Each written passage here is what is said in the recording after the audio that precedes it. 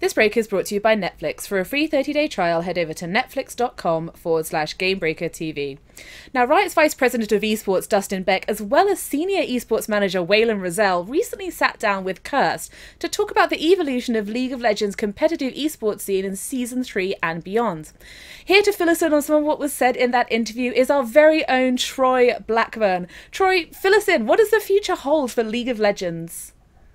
Well, they spoke on a lot of different subjects, but one of the main focuses was on making League of Legends into a full-on professional league and having a structure similar to something like the NBA or the NFL.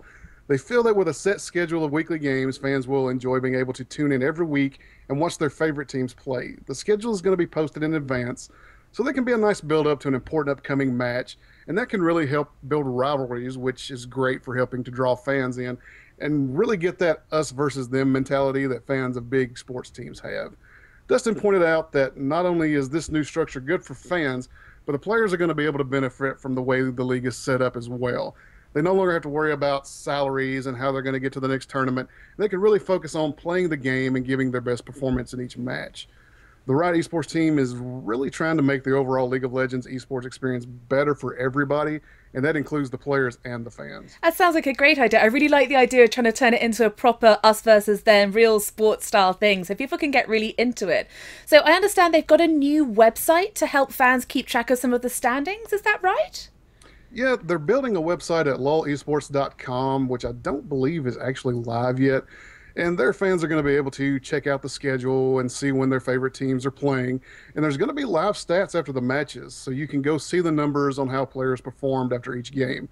Stats are a huge part of sports, so once we have an official record of numbers, I can't see it being very long before we start talking about Boy's winning percentage versus Aurelia, or maybe Froggen's average creep score at 20 minutes, which is usually pretty darn high, by the way, when we talk about League of Legends. Sports fans, you know, they love stats, and here Riot is taking one more step to blur the line between sport and esport, and that's not a bad thing at all. No, definitely not. So how long is it going to be before we have fantasy League of Legends teams and officers and all that sort of thing? I think this is a brilliant idea, particularly putting up all the guys' stats and everything as well. That's fantastic.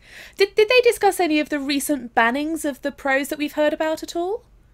Yeah, they were asked if they'd seen an improvement in overall pro player behavior since the bannings, and they said that they had. As Dustin said, for better or worse, or as I like to say, whether they like it or not, these guys are role models for the behavior of fans and other players, and they've got a responsibility to hold themselves accountable for their behavior.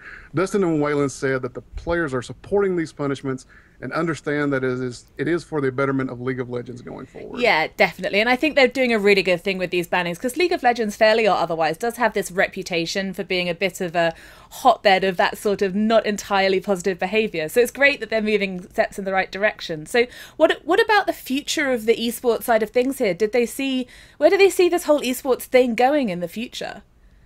Well, they're really trying to build the new league around the franchises that are the teams, and are trying to build recognition for the players and help make their teams household names. The more familiar and storied a franchise becomes, the more invested the fans are going to feel in what the team is doing. They don't see any reason right now why League of Legends and esports in general can't continue to grow for a long time. Absolutely. No, I completely agree. I think it's an exciting time for League of Legends and esports in general. So was there anything else big or juicy in the interview? Yeah, the guys were asked about other game modes in the competitive scene, and Waylon basically said that they're focused on Summoner's Rift for competitive play right now, but that you would probably see other game modes played during like the All-Star break. Riot is open to other game modes being played competitively in the future if there is enough interest. But as of right now, I just don't think there would be enough of a following to justify it. Yeah, people would watch it, but it doesn't seem like right now another game mode could draw the amount of viewers over an extended period of time like the classic 5v5 does. They also talked about the lessons they learned during Season 2, which was pretty interesting, particularly with the internet outage and the cheating that was happening in the playoffs, with the players looking back at the giant screens behind them that was giving them a live feed of the game they were currently playing in. They said that the developers sat down and really focused on the mistakes like that from the previous year and used them as a tool to try to improve this season as much as possible. And they know everything isn't going to go perfectly this year, but they just want to be ready to react when something does go wrong.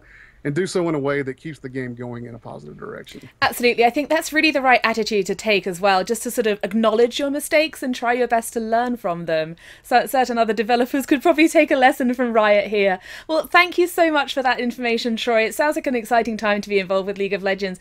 And you can check out the full interview in the article below, as well as loads more information from Troy.